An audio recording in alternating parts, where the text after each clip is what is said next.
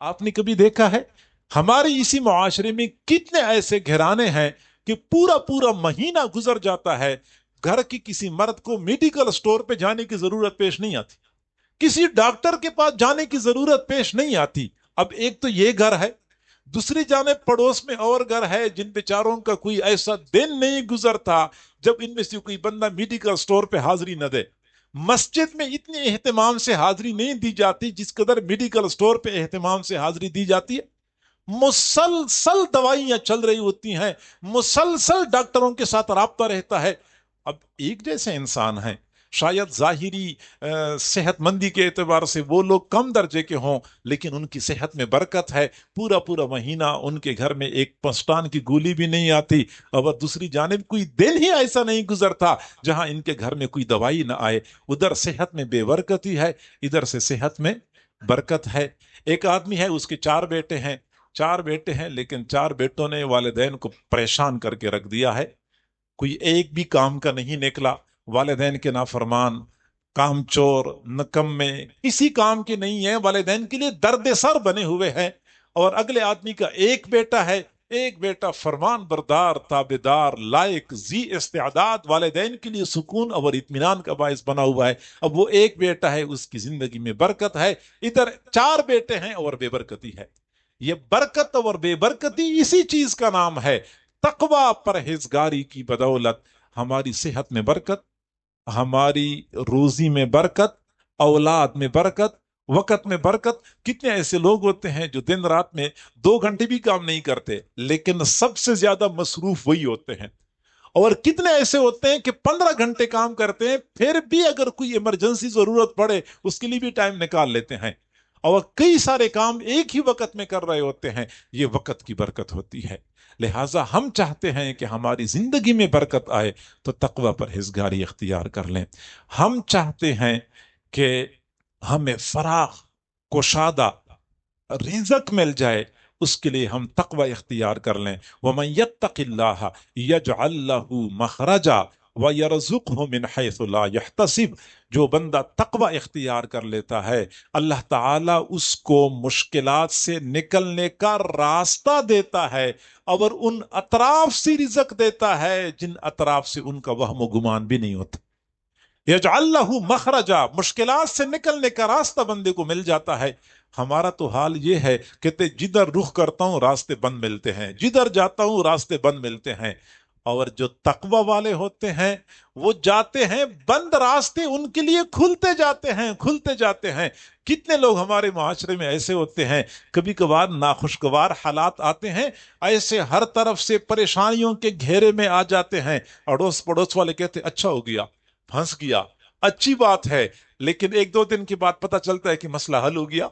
वो लोग हैरान होते हैं कि मसले कैसे हल होते हैं। यजअल लहू मखरजा, अल्लाह ताला फरमाते हैं कि उनके लिए मुश्किलात से निकलने का रास्ता बना देता है। व यरजुकहु मिन हैसु ला यहतसिब, और उन अतराफ से अल्लाह ताला रिज़्क़ देता है जिन अतराफ से बंदे का वहम गुमान भी नहीं होता।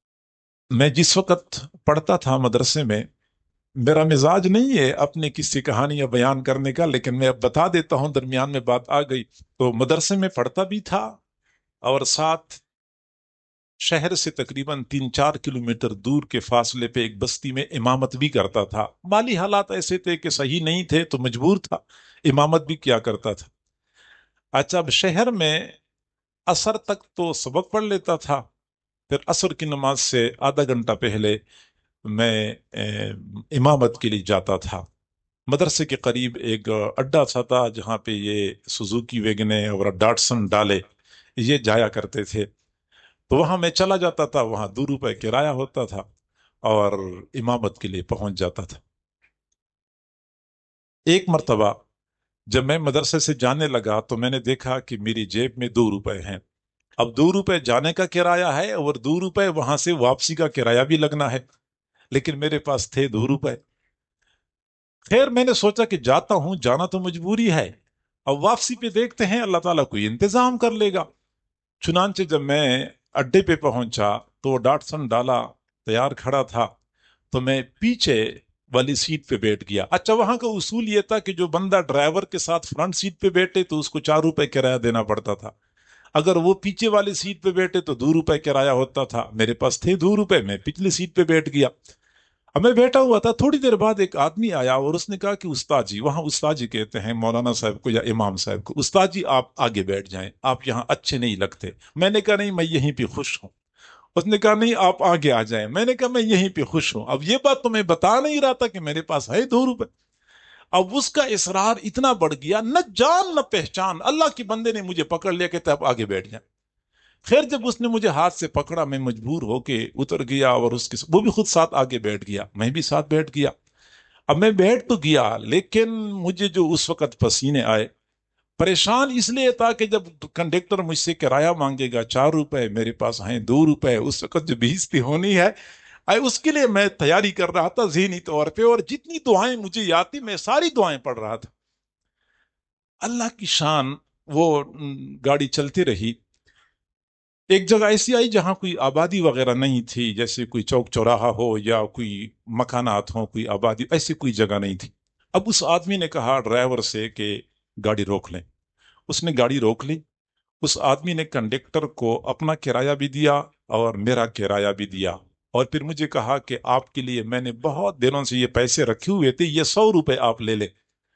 نہ کوئی جان نہ پہچان، بہت دنوں سے آپ کے لیے میں نے رکھے ہوئے تھے، مجھے آپ مل نہیں رہے تھے، آج مجھے مل گئے، میں بڑا خوش ہو گیا، تو میرا کرایہ بھی دے دیا، میرے 100 روپے بھی دے دیا، 100 سے مراد میرے 25 دن کا کرایہ بن گیا۔